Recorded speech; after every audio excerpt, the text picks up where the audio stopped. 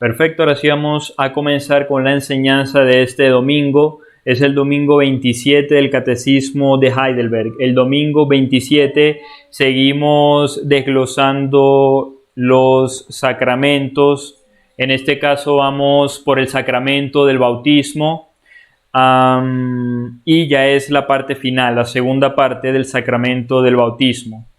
Vamos por la pregunta 72, que dice así: ¿es el lavamiento la purificación misma de los pecados?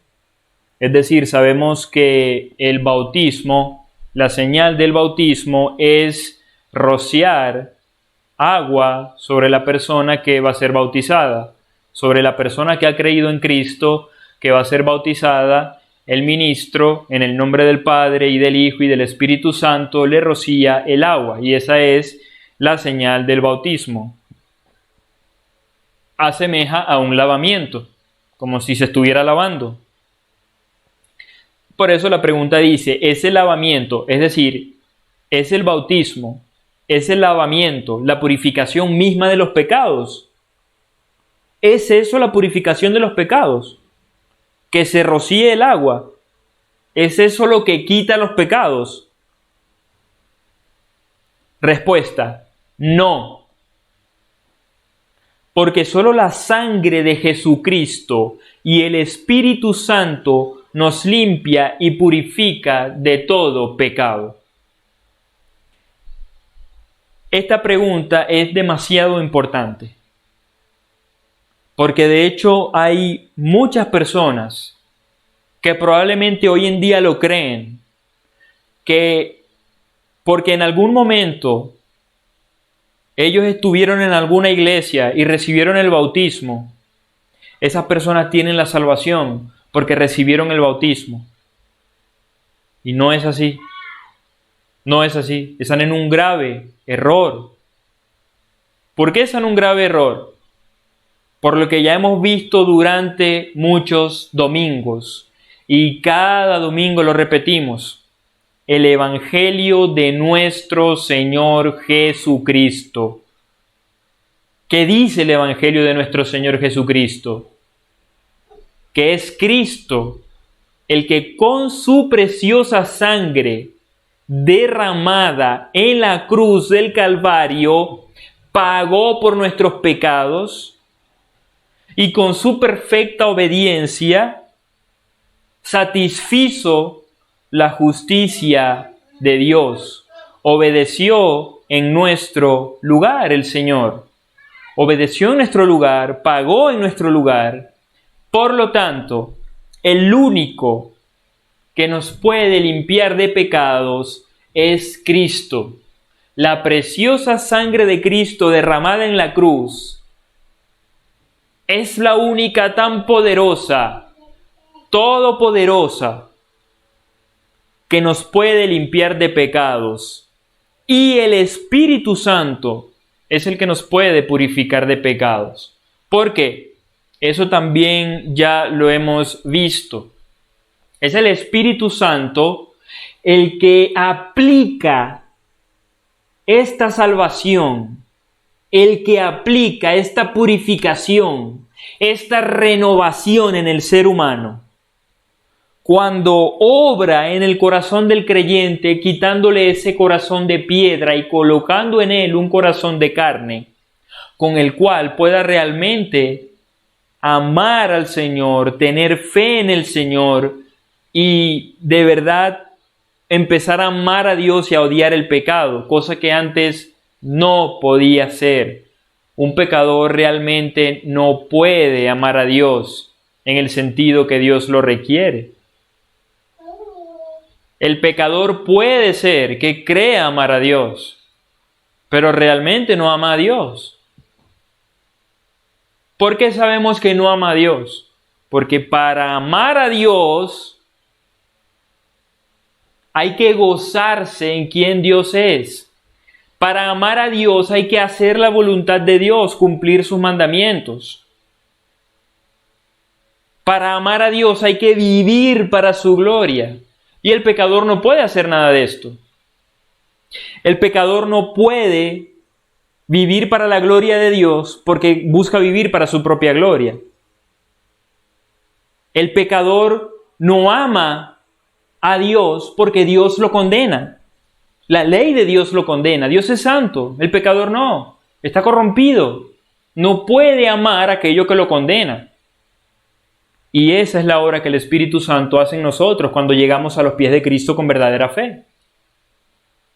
Es una renovación en nosotros. Nos resucita de la muerte espiritual en la que estábamos. Nos da una resurrección espiritual. Realmente nacemos de nuevo. Como lo dice el Señor Jesucristo en el Evangelio según San Juan capítulo 3. El que no naciere de nuevo no puede entrar en el reino de Dios.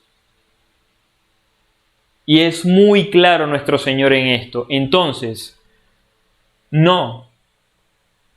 El bautismo no limpia de pecados. Por eso me gusta cómo empieza esta respuesta a esta pregunta. Empieza simplemente con un rotundo no.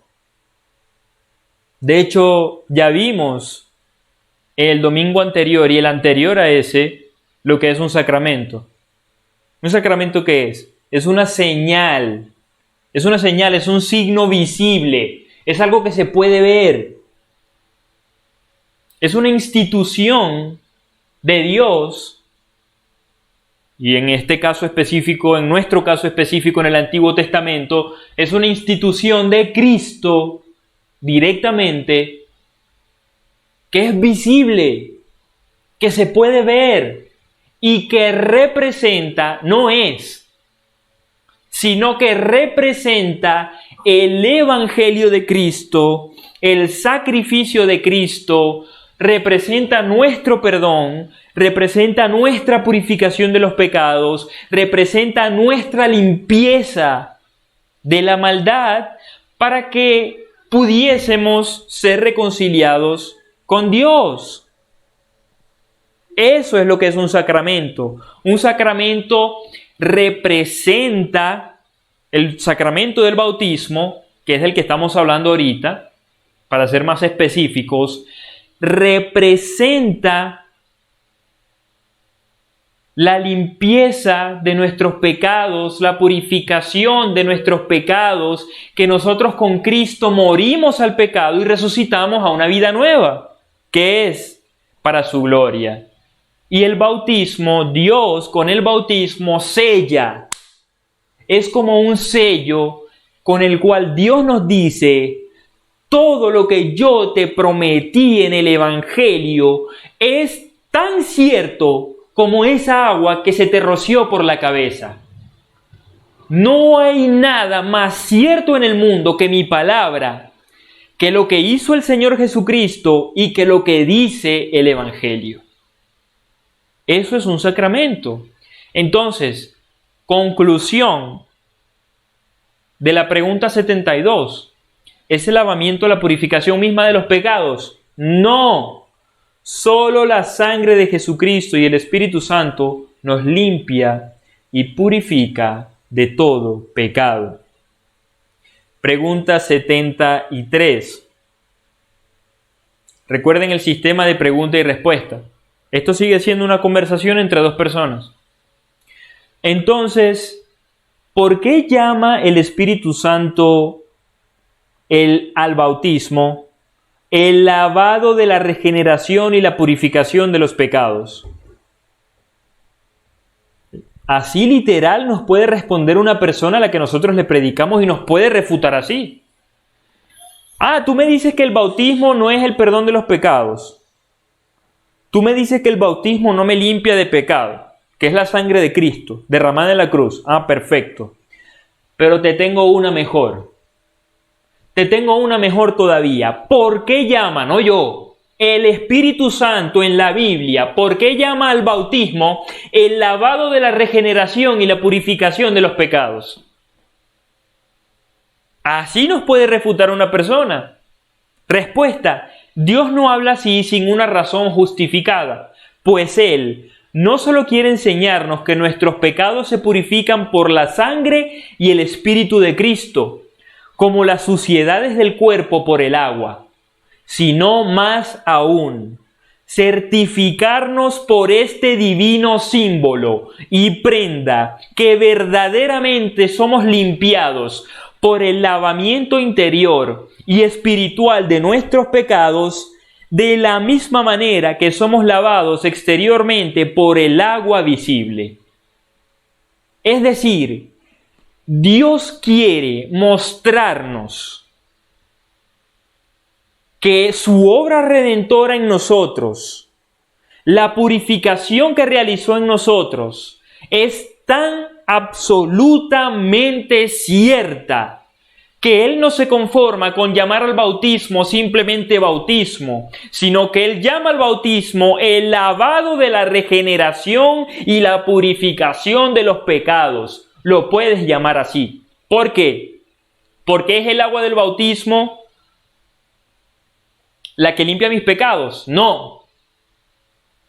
Pero a través de este símbolo, yo te quiero demostrar visiblemente lo que hice interiormente en ti. Interiormente en nuestro espíritu, en nuestro corazón. Por la sangre de Cristo, por el poder regenerador del Espíritu Santo, fuimos limpiados de nuestro pecado y de nuestra maldad, para que Dios nos pudiera perdonar. Y a través del lavado del bautismo, el Señor quiere mostrarnos de forma visible esa obra tan grande, esa obra tan inmensa, tan maravillosa, que es el nuevo nacimiento, que es la regeneración. No hay milagro más grande que la regeneración. No hay milagro más grande que la obra del Espíritu Santo cuando viene al pecador y le da un nuevo corazón con el cual pueda abrazar a Cristo, pueda creer en Cristo, y la sangre preciosa de Cristo lo limpia de todo pecado. Y hay muchas personas pidiendo un milagro y otro milagro, un milagro económico, un milagro de salud, y posiblemente nunca han tenido en cuenta que el milagro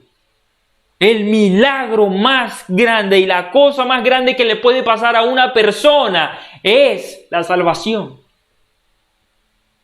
Caigamos en cuenta, despertemos, caigamos en cuenta, levantémonos en la mañana.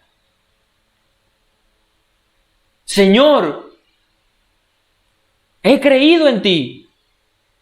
Hoy me levanté y soy salvo. Tu sangre me limpió de mis pecados, Señor.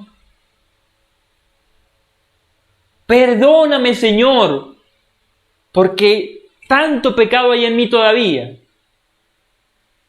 que lo paso por alto muchas veces como si fuera algo normal, como si fuera a tomarme un vaso de agua, como si fuera a comerme un pedazo de pan. No. Cuando nos acordemos del Evangelio y de la obra que el Señor realizó en nosotros, detengámonos un momento y maravillémonos. Y si es posible, lloremos delante del Señor, porque el milagro de la salvación que hizo en nosotros es lo más grande del mundo.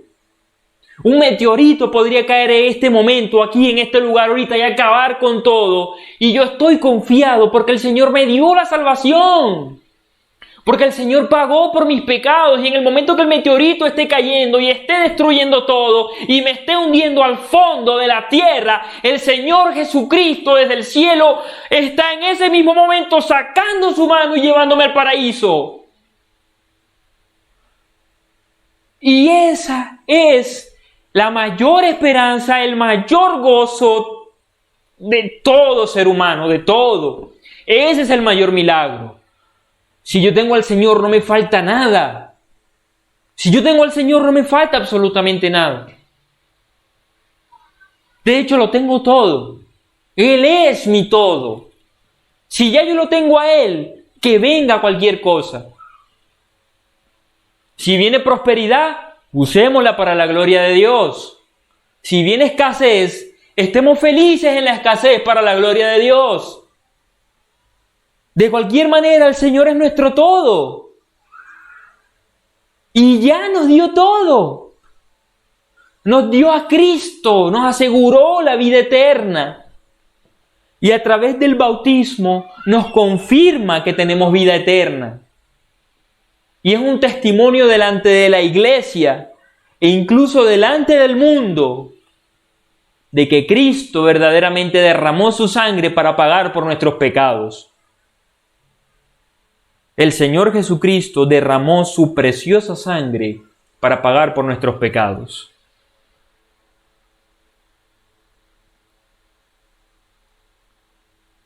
Pregunta 74.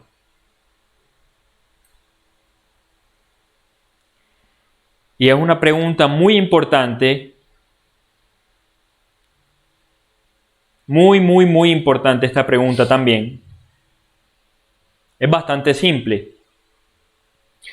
Es una conversación entre las dos personas y ahora esta persona dice, bueno, ya entendí que el que cree en Cristo se bautiza porque el bautismo es una institución de Cristo, es una señal que Cristo instituyó para diferenciar a su pueblo del resto de las personas del mundo. Es una señal que muestra su evangelio, que muestra la salvación, que muestra el perdón de pecados, que muestra la limpieza de pecado, que muestra la regeneración, que muestra el nuevo nacimiento. Perfecto, ya lo entendí. Pero ahora tengo una pregunta mejor. ¿Se ha de bautizar también a los niños? Esa es la pregunta 74. ¿Se ha de bautizar también a los niños? Respuesta. Naturalmente. Me encanta cómo empieza en la primera palabra. Naturalmente. O sea, es algo que debería ser natural. Es algo que ni siquiera se debería preguntar. Este catecismo es muy preciso. Gloria a Dios por cómo permitió que este catecismo fuese hecho. Naturalmente. ¿Se ha de bautizar también a los niños? Naturalmente, porque están comprendidos como los adultos en el pacto y pertenecen a la iglesia de Dios. Tanto a estos como a los adultos, escuchen esto, tanto a estos como a los adultos, se les promete por la sangre de Cristo la remisión de los pecados y el Espíritu Santo, obrador de la fe. Por esto, y como señal de este pacto, deben ser incorporados a la iglesia de Dios y diferenciados de los hijos de los infieles. Así como se hacía en el pacto del Antiguo Testamento por la circuncisión, cuyo sustituto es el bautismo en el Nuevo Pacto. Esa es la respuesta. ¿Ok? Entonces, obviamente vamos a ahondar un poquito más en esta pregunta, porque esto es algo, la verdad, nuevo para muchos evangélicos. Esto es algo nuevo para muchos evangélicos. Normalmente un evangélico escucha hablar bautizar niños. ¿Qué es esa herejía? ¿Qué es esa mentira del diablo? ¿Qué es ese catolicismo romano? Porque ellos son los que bautizan niños. Los romanistas son los que bautizan niños. Entonces, cuando venimos a esta enseñanza, realmente tenemos que realizar algunos comentarios.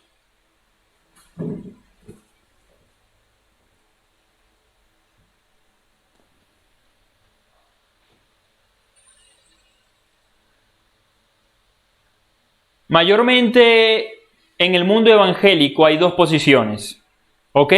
Hay dos posiciones en cuanto al bautismo de niños.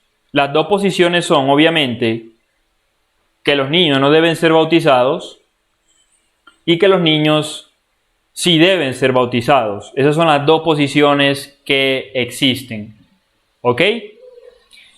Y precisamente para llegar a esta conclusión,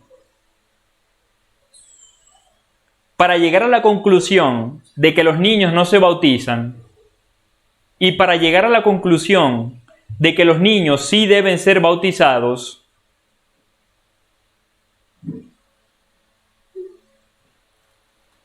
se debe llegar por dos formas diferentes de interpretación bíblica. Dos formas diferentes de interpretar la Biblia. Una de estas formas nos va a llevar a interpretar que los niños no deben ser bautizados y la otra nos va a llevar a interpretar que los niños sí deben ser bautizados. Estoy hablando del dispensacionalismo y de la teología del pacto.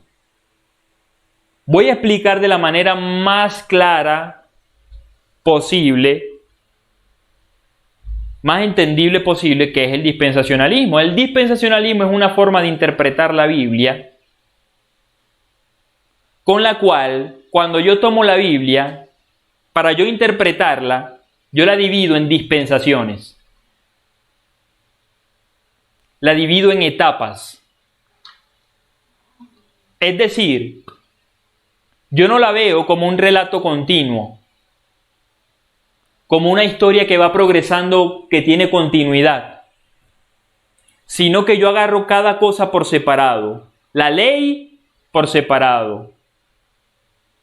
Las crónicas de los reyes por separado.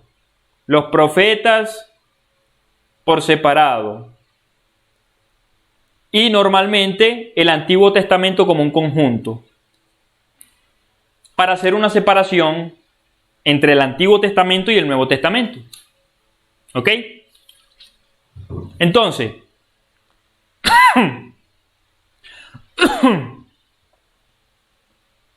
cuando yo tomo la Biblia así, eso me va a llevar a conclusiones bastante específicas.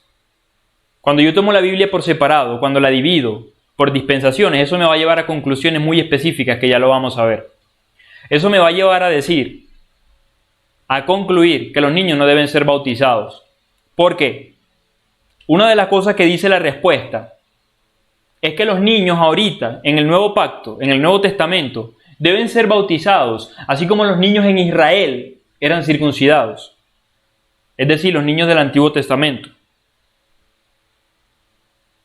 Pero una persona que no estudia la Biblia como una historia continua de principio a fin, sino que la estudia dividida, como el Antiguo Testamento es una cosa y el Nuevo Testamento es otra cosa, nunca va a llegar a esa conclusión. Porque efectivamente, cuando agarre el Antiguo Testamento, va a leer que los niños deben ser circuncidados. Pero cuando llegue al Nuevo Testamento, no va a encontrar ningún mandamiento para el bautismo de los niños. Entonces, la teología del pacto es la otra forma de interpretación de la palabra. En la teología del pacto, si yo aplico esta forma de estudio de la palabra, yo voy a estudiar la palabra como una historia continua y progresiva de principio a fin. No la voy a dividir. No voy a hacer una gran distinción entre el Antiguo y el Nuevo Testamento, sino que yo voy a ver el plan de Dios, el plan de redención de Dios, como un plan salvador que va progresando desde Génesis hasta Apocalipsis. Desde Génesis, Éxodo, todo el Antiguo Testamento, progresando y progresando y progresando hasta el Nuevo Testamento, Mateo, Romanos, hasta Apocalipsis. Y allí,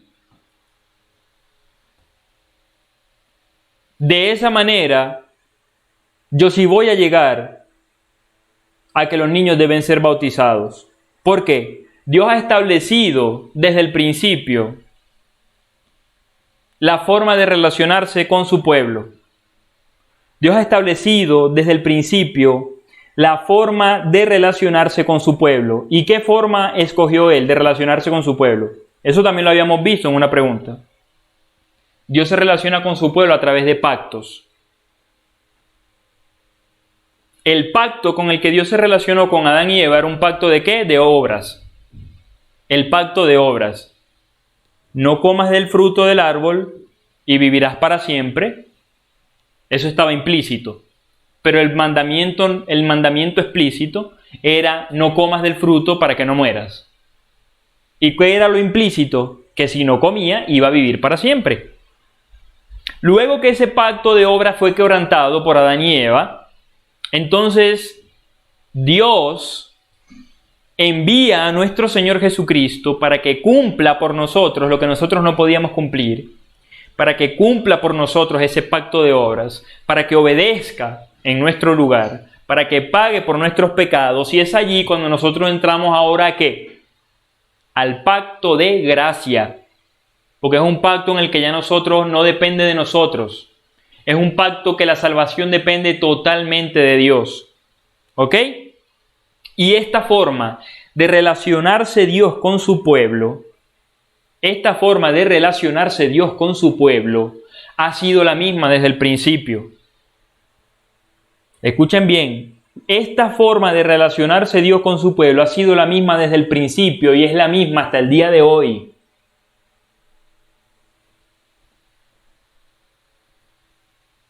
¿Por qué?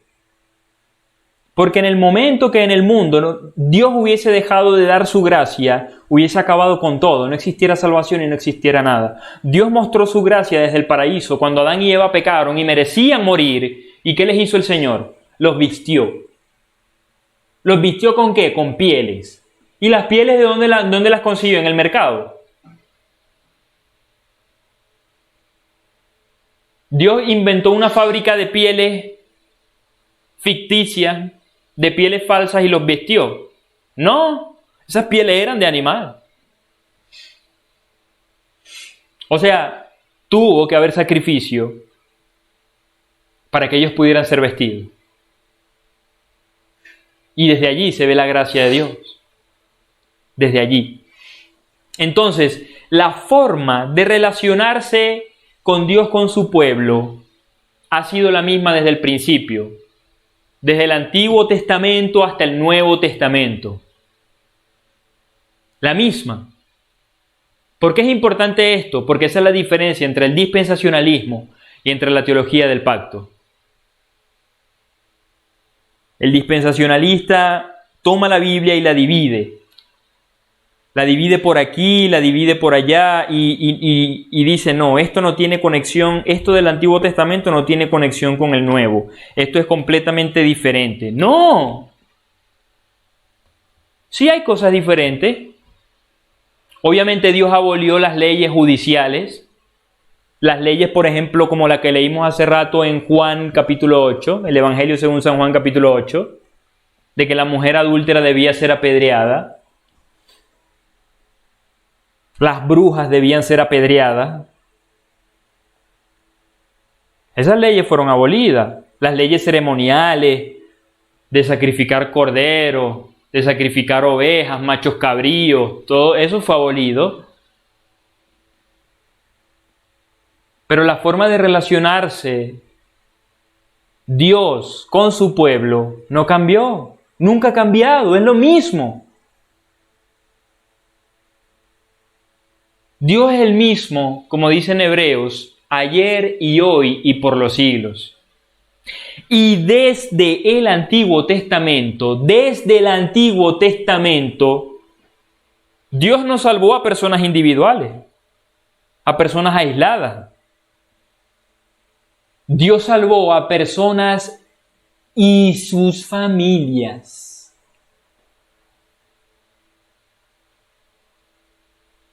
Dios salvó a personas y sus familias.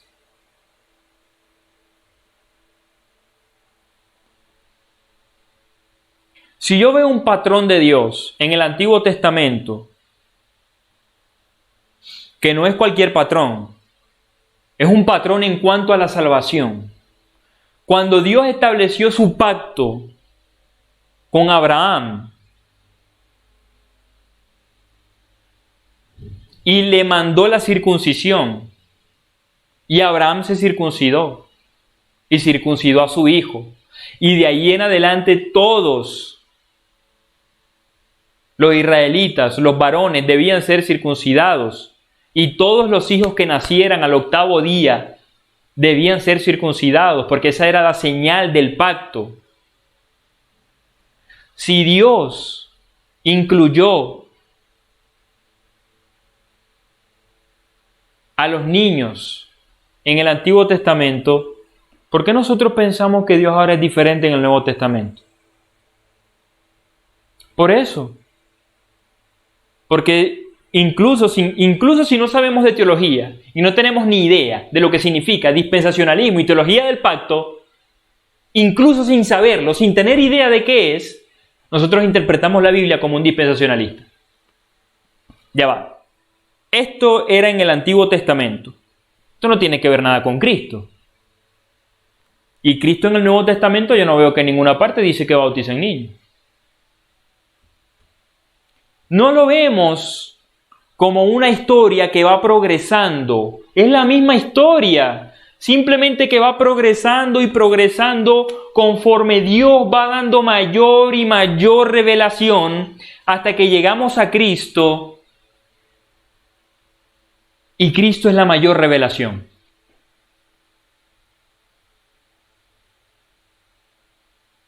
Cristo es la mayor revelación.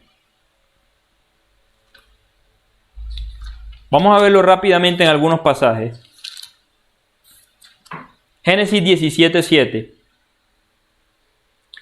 Y estableceré mi pacto entre mí y ti y tu descendencia después de ti en sus generaciones por pacto perpetuo para ser tu Dios y el de tu descendencia después de ti. Ahí lo dice claramente. Para ser tu Dios y el Dios de tu descendencia después de ti. Estamos hablando del Antiguo Testamento, estamos hablando. Génesis, el primer libro de sus Biblias, el primero. Y vemos un pasaje en el Nuevo Testamento que dice exactamente, o mejor dicho, que refleja exactamente la misma idea.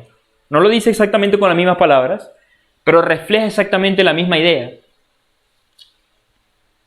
En Hechos, capítulo 2, versículo 39.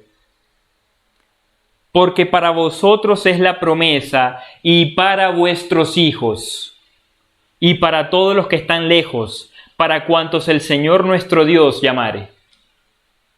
Exactamente la misma idea del Antiguo Testamento. Exactamente la misma idea.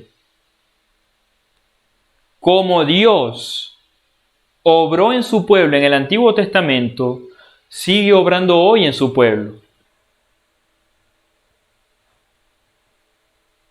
El pacto de gracia sigue siendo el mismo. Si nosotros decimos que Dios hoy obra diferente, significa que Dios cambió su pacto. ¿Me explico? Y Dios no ha cambiado su pacto. Dios le dijo a Abraham, voy a ser tu Dios y voy a ser el Dios de tu descendencia. En ningún momento Dios cambió eso. Así como Israel, igual que Israel, la iglesia es el pueblo de Dios. Ahora todos los que creen, tanto israelíes como personas de cualquier otra parte del mundo, como nosotros que estamos aquí, son parte de la iglesia, son parte del cuerpo de Cristo, pertenecen al cuerpo de Cristo, son hijos de Dios. ¿Significa que somos qué? ¿Descendencia de quién? De Abraham. Y si nosotros somos descendencia de Abraham, ¿nuestros hijos qué son? ¿Descendencia de quién? De Abraham. ¿Y qué le dijo Dios en su promesa a Abraham? Voy a ser tu Dios y el Dios de quién? De tu descendencia.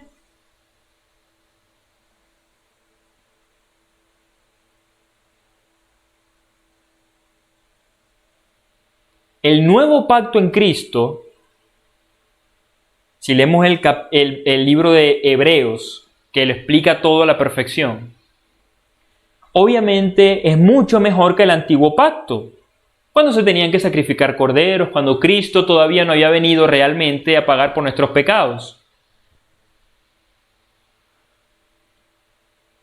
Si el antiguo pacto, que no era mejor que ahorita el nuevo pacto, incluía a los niños,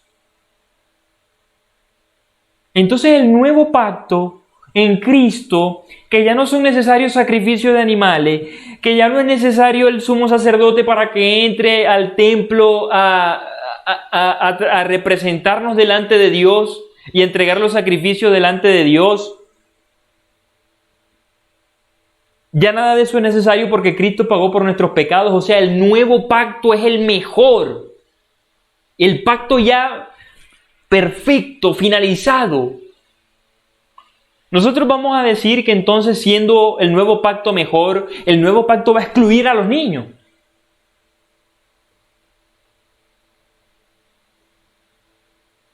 El nuevo pacto es mejor en todo. En todo. El nuevo pacto es mejor en el sacrificio por el pecado. En el antiguo pacto, en el Antiguo Testamento, se tenían que sacrificar animales como representación de que Cristo iba a morir por nosotros. En el Nuevo Testamento ya no es necesario ningún sacrificio porque ya de hecho Cristo pagó por nosotros. Ya derramó su preciosa sangre y murió y resucitó al tercer día y ascendió a los cielos como Rey. El nuevo pacto es mejor en alcance. En el Antiguo Testamento solamente eran salvos los israelitas. Solamente eran salvos los israelíes. Ahora, todas las personas del mundo, cualquier persona del mundo, cualquier nación del mundo que reciba a Cristo con verdadera fe es salvo. Dos cosas en las cuales el nuevo pacto es mejor. El nuevo pacto es mejor en una cosa más, en los sacramentos. ¿Cuáles son los sacramentos? Ya vimos. ¿Cuál es el equivalente al bautismo, pero en el Antiguo Testamento? ¿Cuál es la circuncisión? ¿Quiénes recibían la circuncisión? El hombre, obviamente. ¿Qué es una circuncisión? Una circuncisión es hacer una operación en la cual se retira la carne del prepucio. Entonces, obviamente, solamente los hombres podían ser circuncidados. Solamente los hombres y los niños al 8º día eran circuncidados. ¿Ok? Entonces, la mujer era representada por el hombre con la señal del pacto. El hombre, al tener la señal del pacto, al tener la circuncisión aplicada en su cuerpo, representaba a la mujer. Porque la mujer no tenía ninguna señal. El nuevo pacto es mejor. El nuevo pacto incluye en la señal del pacto a la mujer. No solamente un hombre que se arrepiente y cree en Cristo es bautizado, sino que una mujer que se arrepiente y cree en Cristo es bautizada. Entonces ya vemos 3 cosas en que el nuevo pacto es mejor que el antiguo. Y si el nuevo pacto es mejor en todo, en salvación, en inclusión, en alcance, en todo, nosotros vamos a decir entonces que en este nuevo pacto que es mejor en todo, los niños están excluidos. Este nuevo pacto que es mejor en todo excluye a los niños de la señal del pacto.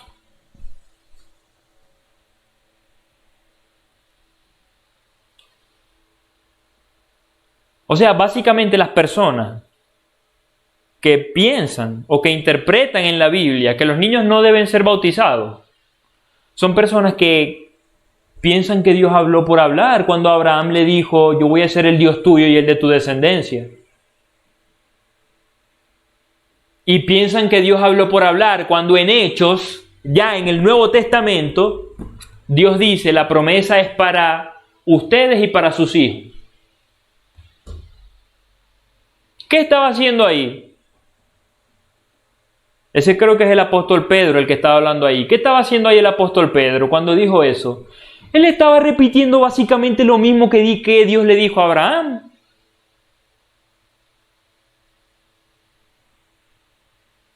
Él básicamente lo que les estaba diciendo a los judíos es: mis hijos, Dios no ha cambiado. Dios sigue queriendo ser el Dios suyo y el Dios de sus hijos. Dios no ha cambiado. La diferencia es que ahora ya Cristo vino. La diferencia es que ya Cristo murió. La diferencia es que ya Cristo resucitó y ya no vamos a tener que matar más corderos. Ya no vamos a tener que matar ninguna oveja. Porque Cristo ya pagó por nuestros pecados. Esa es la diferencia. Pero el Dios del que yo te vengo a hablar es el mismo que tú tienes en el Antiguo Testamento. Es exactamente el mismo, pero que ya vino a la tierra a pagar por nuestros pecados, así como lo había prometido. El mismo Dios no ha cambiado. ¿Por qué tú dices que ahora cambió? ¿Por qué tú dices que ahora el Señor vino y de pronto excluyó a los niños de la señal de su pacto?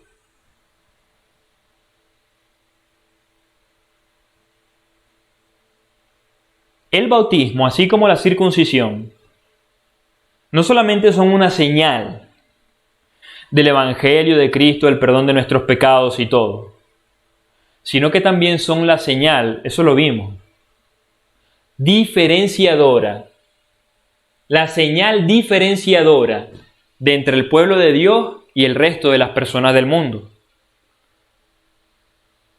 El bautismo es la señal del pacto de gracia del Nuevo Testamento, así como la circuncisión era la señal del pacto de gracia del Antiguo Testamento.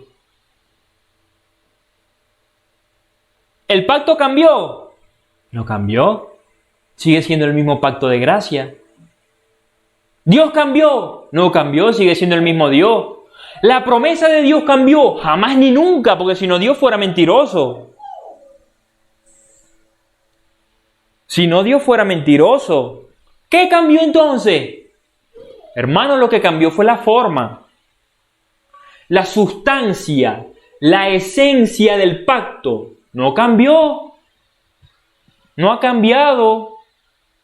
Dios sigue siendo el Dios tuyo y el Dios de tus descendientes. De todo el que cree en Cristo. No ha cambiado. Lo que cambió fue la forma. Obviamente tenía que cambiar la forma. ¿Qué significa que cambió la forma? Que ya no matamos ovejas para poder agradar a Dios, porque Cristo ya pagó por nosotros. Por eso, la señal del pacto en el Antiguo Testamento era la circuncisión. Porque la circuncisión representaba ¿qué? ¿Qué se veía? Cuando a un hombre le aplicaban la circuncisión, ¿qué era lo único que se veía? Sangre, carne y sangre. La circuncisión representaba lo que Cristo iba a padecer en nuestro lugar. Él iba a entregar su cuerpo,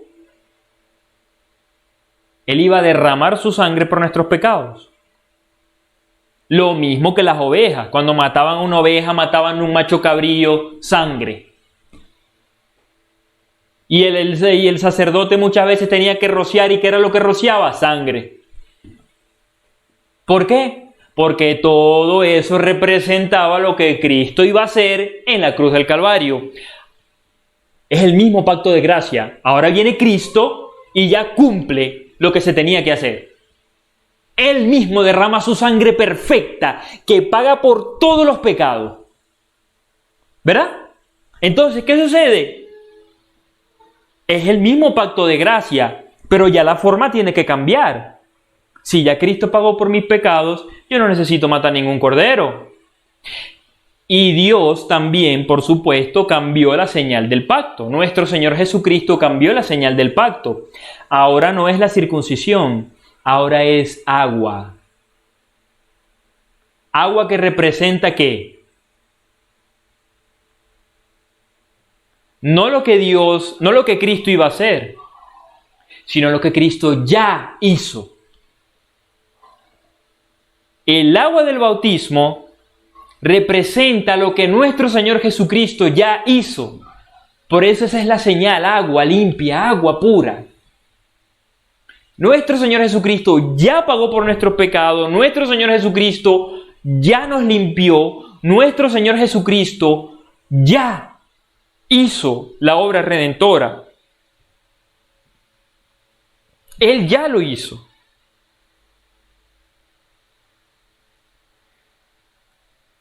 Vamos a ver solamente un par de versículos más.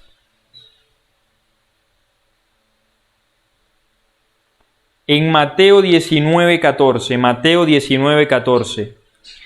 Pero Jesús dijo: dejad a los niños venir a mí y no se lo impidáis, porque de los tales es el reino de los cielos. Allí el Señor Jesucristo lo establece claramente, cómo quiere que los niños vengan a Él. Lucas 1, del 13 al 15. Vamos a ver lo que dice Lucas 1, del 13 al 15.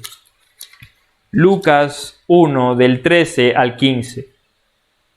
Pero el ángel le dijo: Zacarías, no temas, porque tu oración ha sido oída, y tu mujer Elizabeth te dará a luz un hijo, y llamará su nombre Juan. Y tendrás gozo y alegría, y muchos se regocijarán de su nacimiento, porque será grande delante de Dios. No beberá vino ni sidra, y será lleno del Espíritu Santo, aún desde el vientre de su madre. Será lleno del Espíritu Santo aún desde el vientre de su madre. Una persona, y esto ya lo sabemos por supuesto, solamente puede tener el Espíritu Santo y solamente puede ser llena del Espíritu Santo, ¿sí que? Si es salva. Si el Espíritu Santo obró en la persona para aplicarle la obra redentora de Cristo para salvación. O sea que Juan el Bautista, desde que estaba en el vientre de su madre, ya tenía la salvación. Y no solamente tenía la salvación, sino que ya estaba lleno del Espíritu Santo, preparado o preparándolo el Espíritu Santo desde el vientre de su madre incluso para la obra que él venía a hacer al mundo, que era preparar el camino del Señor, Juan el Bautista. Vamos a ver un versículo más en Salmo 22.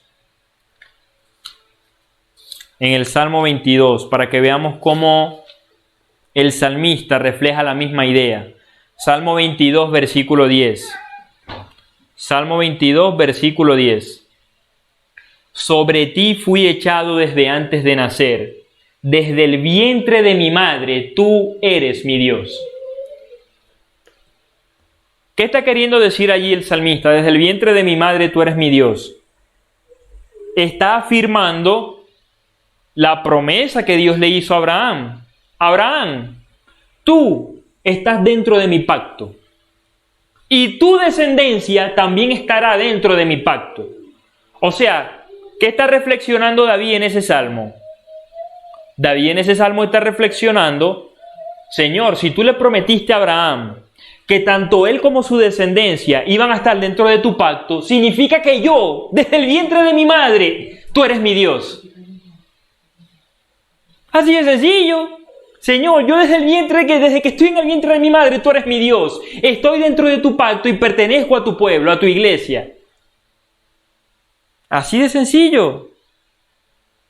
Así de sencillo. Y por último, 1 Corintios 7:14. 1 Corintios 7:14. Porque el marido incrédulo es santificado en la mujer, y la mujer incrédula en el marido. Pues de otra manera vuestros hijos serían inmundos, mientras que ahora son santos. Es impresionante. Allí el apóstol Pablo está haciendo una clara distinción. No son iguales los hijos de los mundanos que los hijos de los creyentes. No. Aquí el apóstol Pablo está repitiendo la misma promesa que se le hizo a Abraham en Génesis. ¿Qué promesa? Tú y tu descendencia. así como la repitió el apóstol Pedro en Hechos, para vosotros y para vuestros hijos. Así mismo está diciendo el apóstol Pablo aquí. ¡Ey! Un momento. No son iguales los hijos de los incrédulos a los hijos de los creyentes. Los hijos de los incrédulos los llamó inmundos. Pero los hijos de los creyentes los llamó santos. ¿Quién es un santo en la Biblia? Una persona que pertenece a Cristo. Más nadie. Una persona en la cual el Espíritu Santo hizo una obra regeneradora. Hizo una obra de limpieza, de regeneración. ¿Eso es un santo? Nosotros lo sabemos. Solamente el que recibe a Cristo con verdadera fe, Cristo lo hace un santo y un hijo de Dios. Y tiene la vida eterna. Y Pablo está llamando a los hijos de los creyentes santos. ¿Y quién es un santo? Un cristiano. ¿Y quién es un cristiano? Alguien que está en Cristo. ¿Y quién es alguien que está en Cristo? Alguien que pertenece a la iglesia. Por lo tanto, los niños pertenecen a la iglesia. Por lo tanto, estoy completamente en contra. Yo, hablando de mí personalmente, según lo que la Biblia enseña, estoy completamente en contra de que en las iglesias haya una escuelita aparte para los niños.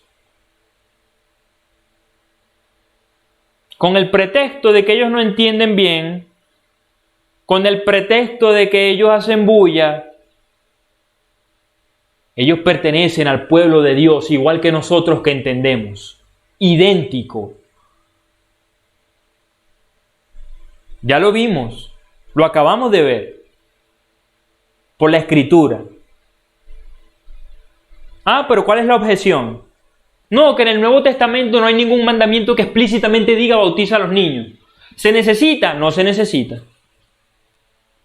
¿O acaso Dios tiene necesidad de repetir lo que ya dijo? Si quiere lo repite, no hay problema, Él es Dios. Pero si Él ya dijo algo una vez, ¿Él está obligado a repetirlo? No, absolutamente, en absoluto. Dios no está obligado a repetirlo. Si Él quiere, si a Dios le nace, Dios hubiera repetido en el Nuevo Testamento, bueno, bauticen a los niños.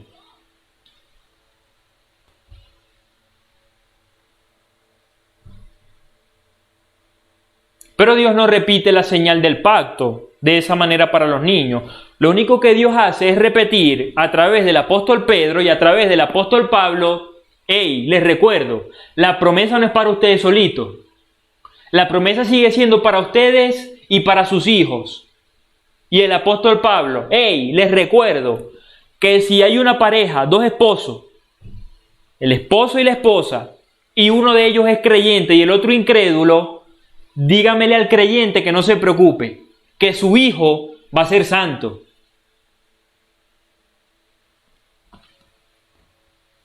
Entonces, si se está repitiendo tanto por el apóstol Pedro como por Cristo, que también lo vimos, que Cristo dice, dejen a los niños venir a mí.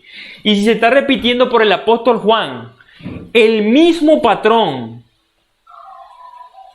la misma promesa, la misma ordenanza que se le dio a Abraham en el Antiguo Testamento, si se está repitiendo exactamente lo mismo, ¿tiene necesidad Dios de decir específicamente, bauticen a los niños?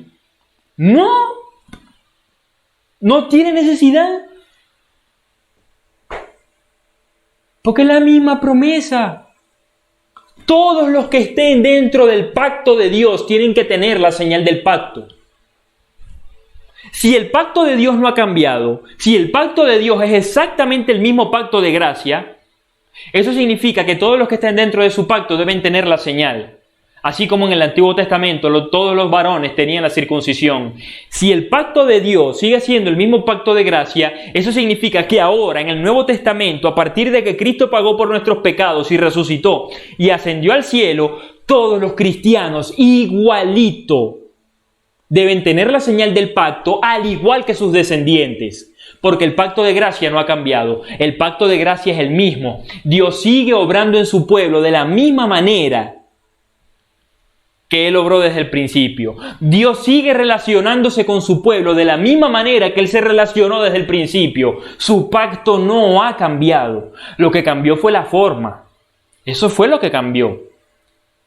Y desde allí nosotros vemos entonces la importancia de lo primero, de lo primerito que dije acerca de estas dos formas de interpretar la Biblia. Si tú interpretas la Biblia según la teología del pacto, es decir, según el entendimiento de que Dios se relaciona con su pueblo a través de un pacto y de que ese pacto en esencia siempre es el mismo, lo único que Dios hace es cambiar cositas, algunas características y cosas, pero en esencia el pacto de gracia siempre es el mismo. Y la señal del pacto siempre tiene que ir en los que están dentro del pacto. Si yo interpreto la Biblia así, como una historia continua, como una historia donde hay un solo pacto de gracia que se desarrolla por toda la Biblia, en el Antiguo Testamento, todo, hasta llegar al final Apocalipsis. Señor, yo llego a la conclusión, Señor, wow, ahora entiendo que tú te relacionas con tu pueblo siempre de la misma manera. Así como los creyentes del Antiguo Testamento recibían la señal del pacto, al igual que sus descendientes, ahora en el Nuevo Testamento igual. Los creyentes en Cristo reciben la señal del pacto, al igual que ¿quién? Que sus descendientes. Porque el Señor no ha cambiado, el Señor es el mismo ayer y hoy y por los siglos, y su pacto de gracia sigue siendo el mismo.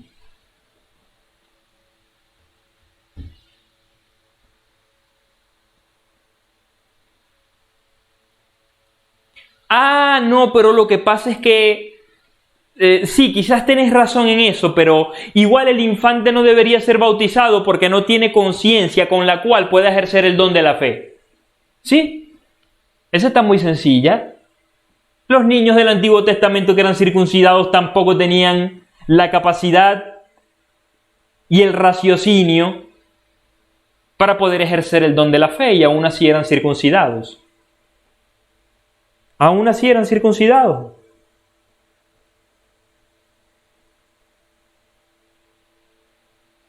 ¿Por qué? Porque el Señor establece quiénes van a entrar en su pacto y de qué manera van a entrar. Y adivinen qué dijo el Señor. No vamos a tener que adivinar porque está en su palabra.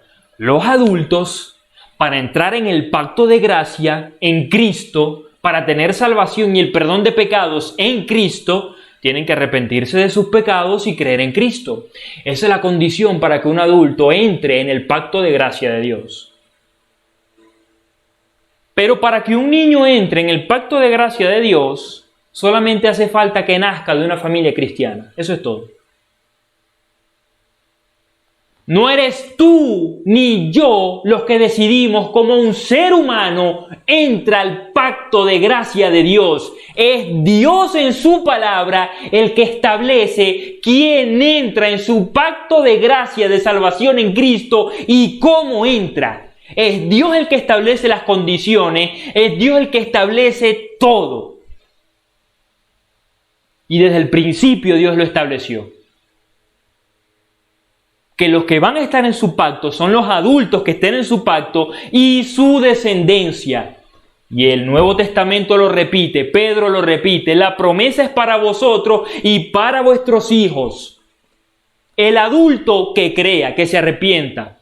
Pero el niño, si nace de la familia cristiana, ya pertenece al pacto de gracia, ya pertenece a la iglesia, ya pertenece al pueblo de Dios, ya son llamados santos por el apóstol Pablo en 1 Corintios capítulo 7, son llamados santos, igual que cualquier creyente adulto.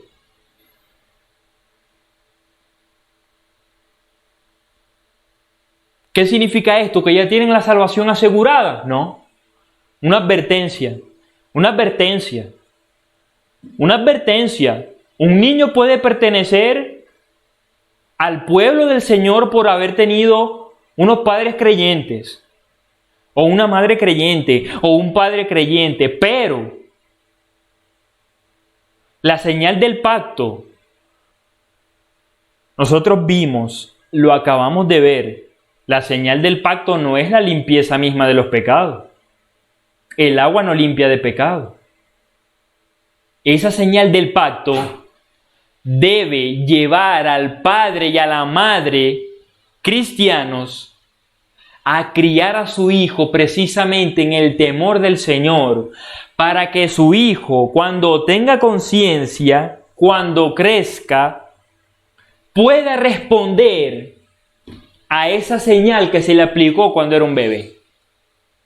Y pueda llegar al entendimiento y a decir, wow, Señor, he crecido, mis padres toda la vida me criaron en el entendimiento de tu palabra, he recibido el Evangelio y ahora entiendo que fui bautizado desde pequeño porque en tu palabra tú ordenaste que los niños, hijos de los creyentes, son parte de tu pueblo y entran en tu pacto. Y por eso ahora, en respuesta a esa señal que tú permitiste que me fuese aplicada cuando era bebé, yo hoy te recibo. Porque he entendido lo que tú hiciste por mí. He entendido lo que esa señal significaba cuando me la aplicaron cuando era un bebé y yo no entendía nada. Pero ahora que he crecido la entiendo y recibo a Cristo como mi Salvador y entiendo que esa señal que se me aplicó, cada vez que yo la recuerde, cada vez que vea la foto, si hay foto, cada vez que vea el video, si hay video, yo voy a ver visiblemente representado lo que Cristo hizo por mí en la cruz del Calvario, cuando derramó su sangre para pagar por mis pecados.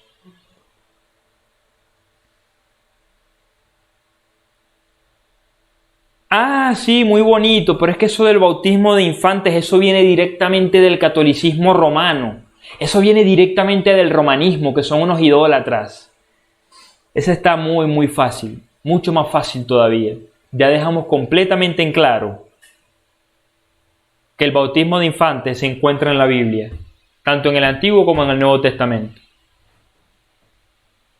O sea, no es algo que estamos sacando de ninguna denominación, no es algo que estamos sacando de ninguna secta, no es algo que nos estamos inventando nosotros. El bautismo de infantes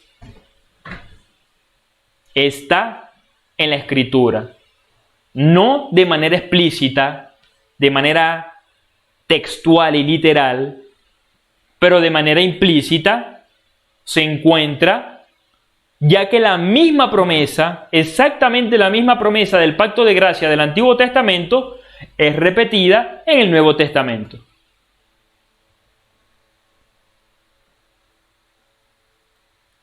Nuestro Señor es el mismo ayer y hoy y por los siglos.